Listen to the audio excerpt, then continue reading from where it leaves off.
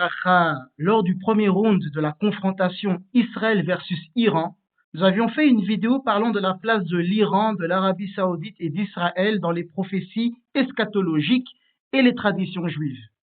À l'occasion du deuxième round qui a commencé, nous allons faire une deuxième partie et passer en revue les anciennes prophéties concernant l'Iran à la fin des temps.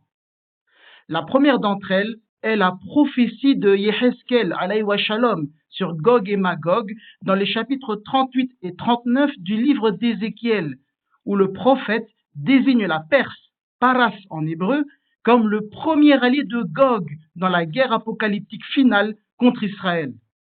Le régime perse est ensuite décrit comme le principal adversaire dans de nombreuses prophéties rabbiniques. Il y a près de 2 millénaires, Rabbi Shimon ben Yochai Zer Tzadik Livracha enseignait: si vous voyez un cheval perse attaché aux tombes d'Eretz Israël, attendez-vous à voir les pas du Mashiach.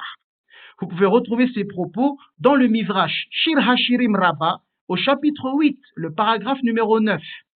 Autrement dit, lorsque la puissance militaire perse causera des morts en Eretz Israël, Hasve Shalom, eh bien, la Géoula finale se rapproche. Et tragiquement, une femme a été tuée à Tel Aviv par un missile iranien. Et nous avons également tous entendu parler des 9 morts à Beth Shemesh. Ce ne sont là que quelques-unes des tombes en Eretz Israël causées par un cheval perse. Dans le Sefer Zerubbabel, qui date du 7e siècle de notre ère, la Perse joue à nouveau un rôle majeur. Il est dit que le roi de Perse, nommé Séroï, lancera des attaques contre Israël. Séroï, roi de Perse, attaquera Nehemia ben Ushiel et Israël. Et il y aura de grandes souffrances en Israël. Ici, Nehemia ben Ushiel est le titre donné au Mashiach ben Yosef. Ces souffrances seront cependant de courte durée et Hachem Yisraël répandra un esprit de confusion sur l'armée perse et ils s'entretueront, chacun tuant son compagnon ou son compatriote. Le méchant Séroï mourra. Le roi perse mourra au début de la guerre, peut-être même dès le départ de la guerre. Et il est donc important de garder cela à l'esprit, car nous avons maintenant des informations confirmant la mort du guide suprême Ali Khamenei. Pendant ce temps, le reste du pouvoir iranien est en plein désarroi, et certains de ses membres appellent à la clémence et à la désescalade. Étonnamment, le Sefer Zerubbabel commence par affirmer que la prophétie a été transmise le 11 Adar, date précise de l'élimination de Khamenei. Et lorsque l'on parle que les troupes perses s'entretueront, gardons à l'esprit également que cela fait depuis plusieurs semaines que les Iraniens s'entretuent entre eux, puisque bon nombre d'Iraniens ne veulent plus du pouvoir des mollahs. La mort de Khamenei est significative, surtout le Shabbat Zachor, où l'on évoque Amalek, et à la veille de Purim, qui commémore la mort d'un autre génocidaire perse, l'Amalekite Haman, Yimar Shemo Zichrono. L'allitération entre Haman et Khamenei est frappante. De plus, le Zohar Shemoth, au DAF 58b, prophétise qu'à la fin des temps, Hachem Yisraël ramènera tous les anciens oppresseurs d'Israël et les punira une dernière fois. Akadosh Baruch Hu ressuscitera les rois qui ont opprimé Israël et Jérusalem, tels qu'Adrianus, c'est-à-dire Vespasien, et Lupinus, c'est-à-dire Titus, Nabuchodonosor, c'est-à-dire Nabucodonosor, et Sancheriv, et tous les autres rois du monde qui ont participé à la destruction de sa maison, nous dit le Zohar. Et nous savons, par exemple, que Saddam Hussein lui-même se prenait pour la réincarnation de Nabucodonosor. Il en parlait ouvertement et il fit construire son palais sur les vestiges archéologiques de celui de Nabucodonosor et frappa, comme vous le voyez à votre écran, des pièces de monnaie à son effigie superposées à celles de Nabucodonosor, entre autres. Saddam Hussein était président de l'Irak, l'actuelle Babylone, et il est fort possible que Khamenei, en Iran, soit la version moderne de Haman, figure de l'Iran antique. Une autre prophétie bien connue concernant la Perse à la fin des temps se trouve dans le Talmud à la Maseref Yoma au Daf 10a.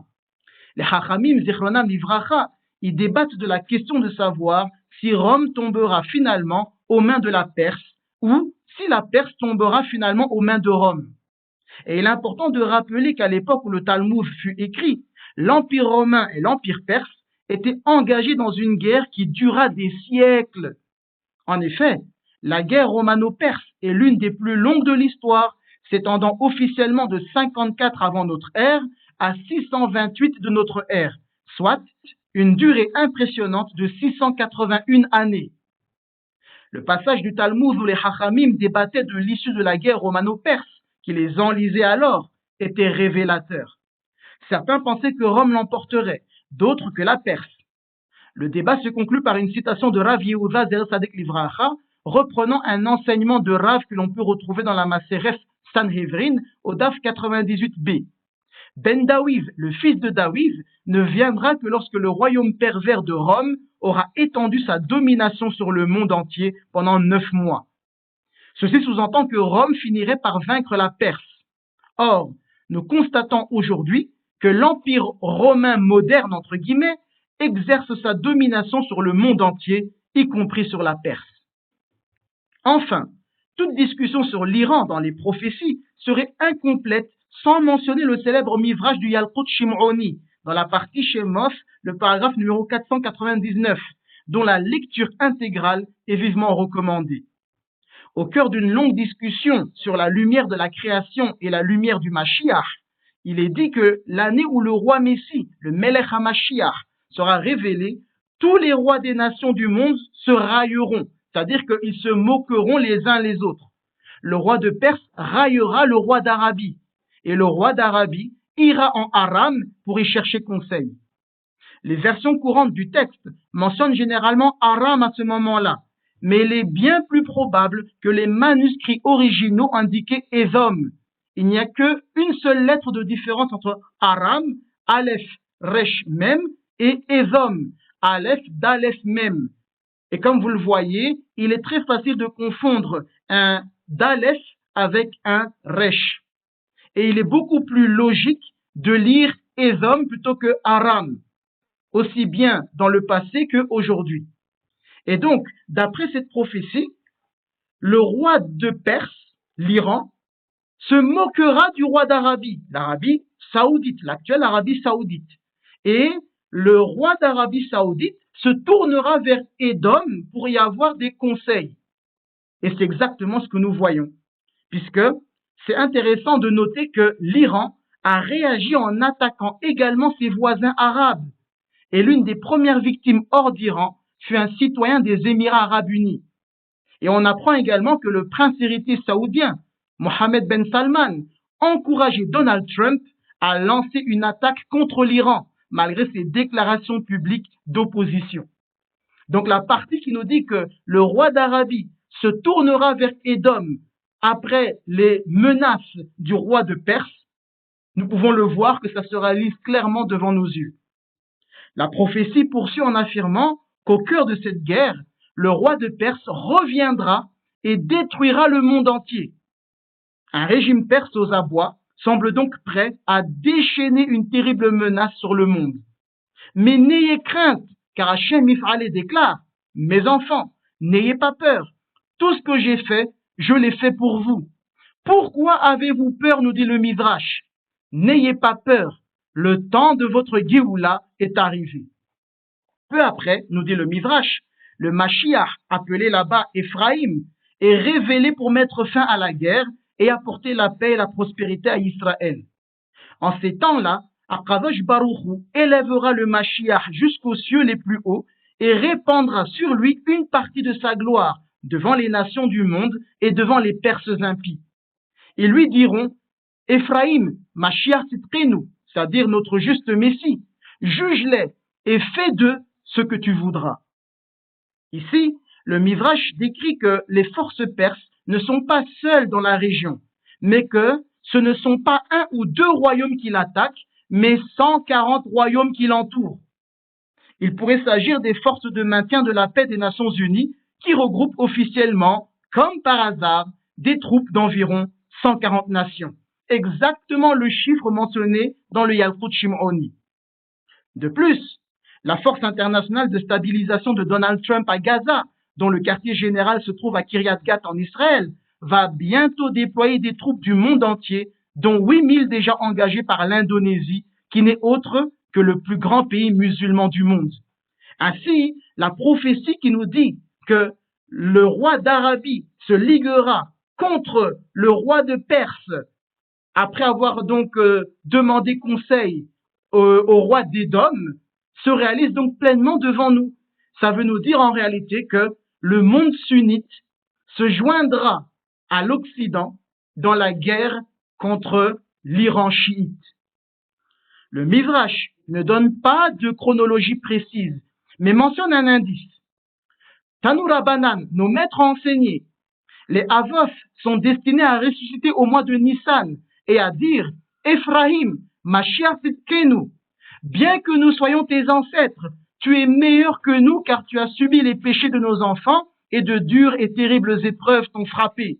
Épreuves qui n'ont frappé ni les précédents ni les suivants. Autrement dit, les Avos craignent que le Mashiach ne veuille pas sauver son peuple à cause de toutes les souffrances qu'il lui a infligées.